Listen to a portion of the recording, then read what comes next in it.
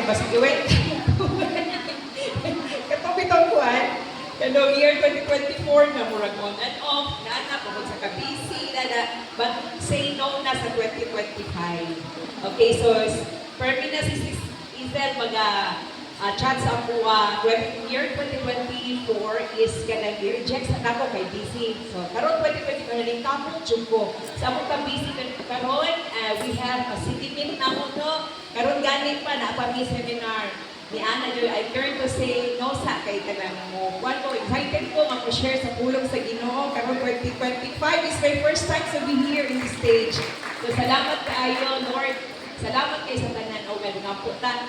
And Lord, salamat kay ginamahan karong bumatagon. Salamat Lord kay imo akong gigamit Ginoo aron sa pag-share sa imong pulong o God. Lord, wala ko'y mahibo Lord kay imo man ang tanan o God. Let the Holy Spirit o God be with me Lord, be with us this morning o God.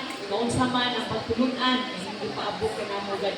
Among piling mabutang sa among kasing-kasing, among piling mapahinabuhi, Lord, na uyon dyan sa inyong kabubuton. Salamat kay Lord, wala ko mahimo, ang ibalik yung doon, himaya sa inyong pangalan. In Jesus' name, Amen.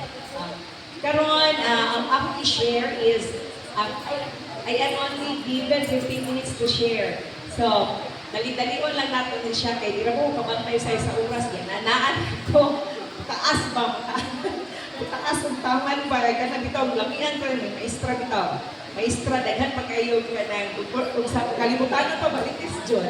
Pero sa Ginoo, marites ni, tulong lang sa Ginoo, at pag-isbutan. Amen. So, salamat kayo, Lord. O karon atong sakit ng likod. Ang topic na ihatag sa Ginoo para sa tuwa. Dili na ni siya maayo, mingon ka ng bago. Tingala ka, no? Tingala ko, sige ko ito. Pila na kayo, nanigulang na lang ta. Pero ang Bible, sige dyan siya kumula ng pagtulunan.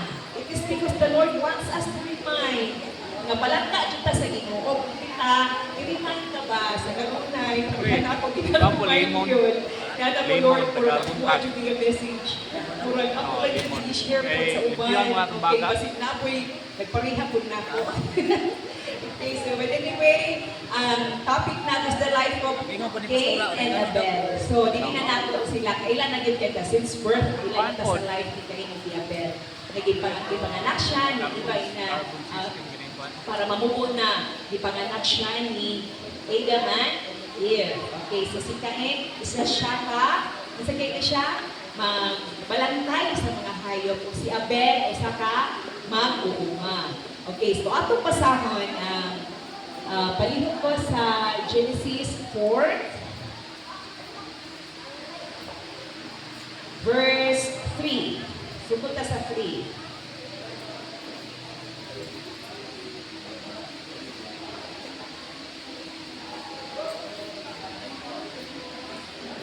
Okay.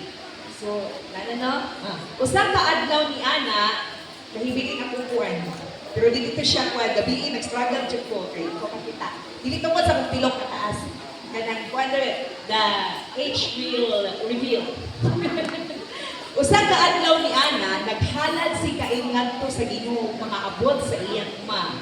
Nagkuha usab si Abel og pipila sa mga panganay sa iyang kahayupan o iihaw niya kini og gihalad ang labing maayong mga bahin ngadto sa Ginoo. Labing maayong bahin. Hindi mo katapat. Labing maayong bahin.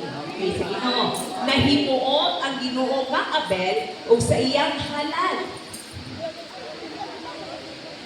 Apan wala niya dawata Cain o ang iyang halad. Busa nasuko si Cain o nagmugot. Nagmugot ka na bitong kita usahay ba? Hindi mo dawaton. It's very kanang murag kuan na insulto no? Kanang dili dawaton naging mong halad. Kitagaan ka. Lagi ba yan? Di ba no? Murag insulto kay sa kwa sa tawhan nun. Nagmugot. Ang Ginoo ingon sa Cain, nasuko man ka. Nagbuot ka man. Okay, so nag-warning ng Ginoo. Kung maayo pa ang imong gibuhat, dawaton ko unta ang imong halad. Apan kay dautan man, ang sala naghatang kanimo sama sa ihalas nga mananap nga buot utukod kanimo busa kinahanglan Buntugon mo kini. Unya si kay mingon katabi, mga tuta sa uma. Sa dito na sila sa kaumahan, giunay ni Kain pagpatay ang iyang igsuon. Unya ang Ginoo nangutana kang Kain. Hain man si Abel nga imong igsuon. Naman hain man ko ang imuhang invite atong hain man. Okay, dalon na nato. Dalon na nato itong isa. Ako isang prospecto. Kauban ako teacher ba? Kauban ko na to. Si Kain mitubag, ambot magbalantay. Ambot magbalantay, magugbo sa akong igsuon. Na, busag ingon ang Ginoo, nganong gihimo umaman kini. Nadungog ko ang dugo sa imong igsuon nga nagsakpit ka nako gikan sa yuta. Karon, tinumlo ka na og isaligway ka sa yuta di ang dugo sa imong igsuon nga imong gipatay biagas og ituho. Kung mag-umaka ang yuta, dili na muhatag kanimong abot. Magtago-tago ka o maglatagaw ka nga walay pinuyanan sa kalibutan. Si Kain niingon sa Ginoo, kung atro kaayo ka nako kining siluta.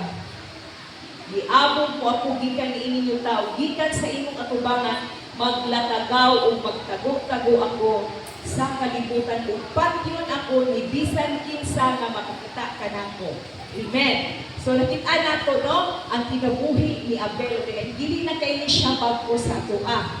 Pero kabalo na siya pero naapay mga lesson nga dapat atong makatunan sama sa mga Kristohanon kay ang pulong sa Ginoo padayon man nga tudlo ka nato. Kay atong life, atong kinabuhi nga samtang naa pa sa kalibutan, dili gid nato ni ma-perfect. Kinahanglan pa jud ta buhiton sa Ginoo.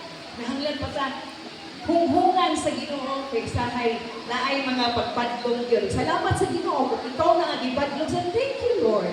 No? Okay, so number 1, the dangers of envy and jealousy. O jealousy can lead to destructive actions if not controlled. Ang kasina makapadala sa daotang binuhatan. Diba? So, ana jud ba, mura easy killer ni siya sa kuha. Nakaingon lang nato nga wala ni siya nato ginabuhat. Pagkahinugtog atong trending dito sa Facebook, nag-isuntog lang ang color sa iyang balay, pinturat siya nahihimo. Giaway, nag-away. So siguro naa ang kasina. Kita excited kita nga, ay, mga Kristo, wala na diri ha? Okay, wala na diri, kaya niya excited yun with Islam. Magparihan mo ito sa colors sa Pilipina at pinunguha gisukot, ganyan si Islam. Maugot ko ang colors. Murang malibay na, wala ko kita nagsabi ko, glory to God kay. Parihan mo kamo na shades of brown, color of the year. May nanaw yata, isa walay kasina. So, sahay, sa atong trabaho, sahay, naay promotion, di ba yung sabi, nagay ma-promote gani, wala din ka. Wala na-promote eh. Kuan man, SIP. Ano ba? As pinaghana kay kami, pero wala na sa Kristohanon. Pero atong usahay, tayan dyan nato, kay say mo, gawas ko ba yan siya dito, pero pag-remind man tahlan. O dito, muna nakalami. Nga kung maminaw ka sa pulong sa Ginoo, naagyon, tudlo yun na sa Amen. O dahil na naadyon na kung panibang, Bible study. Amen, Lord. Okay, mga pamulong ni Pastor Sai, kung maigo ka, thank you. I-remind ka sa Ginoo. Igo pa kasi, nagwan lang ko ba na-remind ko no? Grabe kayo ng anak sa Ginoo. Nakanak ikaw, pinatikan na kayo, anak ka sa Ginoo. Unya na imo daot ni mo. Ngalay nga na sina sa imo, ha? Grabe kayo Ginoo, anak. Kusog kayo na mo hilak sa Ginoo. Kusog kayo na mo ampo sa Ginoo. I just remember mo rin. Hilak lang ko. Okay. Sa Jensen, I just want to share this kay kadagabless ang grabe sa ilang kinabuhi sa una. Away. Wala ilang pagkasama. Sige away. Gabang kidelis. Sige away. Ang kalisod. Nag-ala ba? Pero sukad ako na born again sila. Grabe kayong bata. Sa praise and worship. Luhod sa ganyan. Grabe kayong transformation sa ilang kinabuhi. Then, nagkaroon sila graduate sa iyang igsuon. Katong igsuon na niya, naggunay kasi na tuwod kay ipadato man siya sa Ginoo, Pastor. Dato na kay ang nga jud ilang kinabuhi so kad ato na kuan sa transform yung kinabuhi nga dilumos idawat na niya ang Ginoo. Grabe kay gamit na niya ang talent sa pagpangayo sa mga sakyanan dagkuan ni puro nga dili lang mga 100 sila kadawat Makitaan dyan mo nga, makaadto na sila laing lugar. Grabe ang transformation, pero nagpabiling sila diha nga kanang matinudanan sa Ginoo. Nya ang igsuon kay murag na sina sa imong pastor pa ay nya wala siya mo ko sige lang padayon lang jud. Okay, 5 minutes. 5 minutes lang. Wait, pastor, isa pa lagi ko topic. Sinana, so, niana siya, nakita na ako karon nga, tungod kay kusog kay lumuto sa Ginoo, ipasagdan na din niya, tingog niya po siya tingog pastor, kay nasila po, kasi yan ko siya, pilit niya na sulugon, di siya kasuon. Pero tanawa yung kinabuhi karon. Kaluoy na lang to, pero still praying, na makakuha siya kay ano, yung mga anak, sa iyo kay mga buntis, gani na rin sa papa, ilakuan sa amahan, so amahan, ano ba?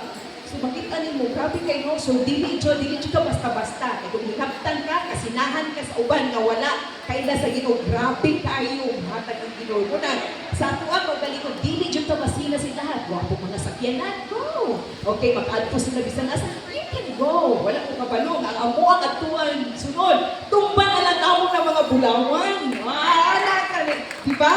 So, ginamay ka sa Ginoo, mapadayon ng anak sa pagpaubos, sa padayon sa inyong pagpangalaon sa mga sitwasyon sa itong kinabuhi karon. The Lord is always there. Walay nangalagad sa Ginoo nga iyang pasagdan. Amen. O, ikaduha. The pastor, pulo mo yan eh. The importance of self-control. Dapat kay natay self-control. O, hindi mo katapat self-control. Mga asawa, self-control. Ayaw pala ba yung balikas? Diba itong mga bana? May istorya niya rin. Ana lang siya. Tut. Iban-bana niya. Itong mga asawa.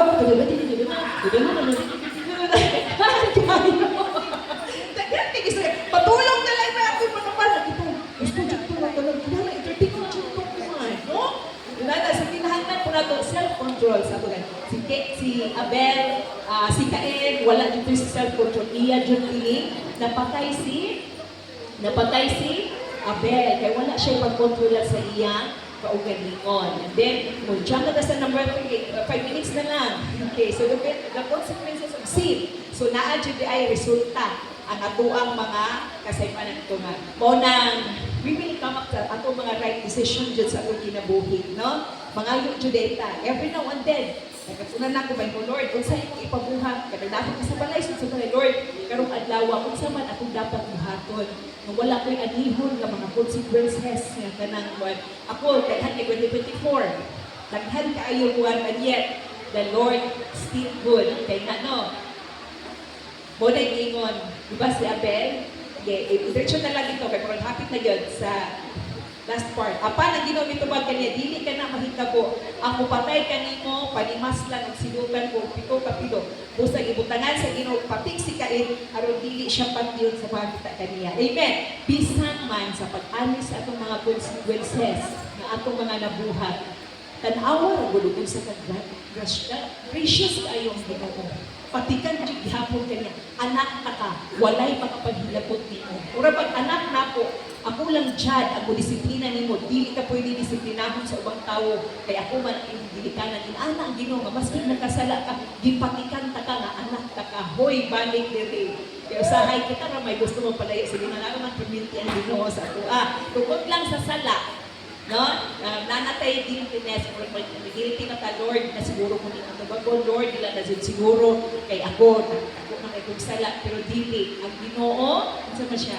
Gracious kay Ginoo, love tayo ka sa Ginoo, masking pa, kung sa bagon lang ta, hindi man ta perfect, ato pang Kristuhan, bitaw na ka dire, diba? Aka dire, magpadayon ta sa ang grasya sa Ginoo, mauy kuluwas ka nato. Amen. Salamat kay sa Ginoo.